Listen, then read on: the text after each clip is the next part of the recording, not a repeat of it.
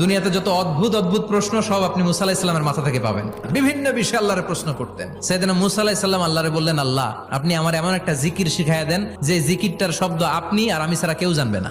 দিনে রাতে সব সময় এই জিকির আমি করব, আপনারে ডাকবো, কিন্তু শর্ত হলো এই জিকিরটা জানবে শুধু আপনি আর জানবো শুধু আমি। আল্লাহ বললেন, মুসা পড়ো লা ইলাহা ইল্লাল্লাহ।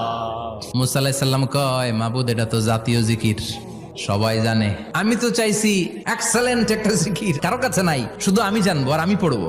আল্লাহ বললেন, মুসা এই লা ইলাহাকে যদি এক পাল্লায় রেখে দাও, তাম বিশ্ব, সাত আকাশ, সাত জমিনটারে তুলে যদি তুমি আরেক পাল্লায় রেখে দাও, লা রাজাহাত কাফাতু লা ইলাহা ইল্লাল্লাহ, মুহূর্তের মধ্যে লা ইলাহার পাল্লা ভারী হয়ে যাবে। ও মুসা, তুমি যতই এক্সক্লুসিভ জিকির চাও, লা ইলাহার চেয়ে দামি জিকির আমার কাছে নাই।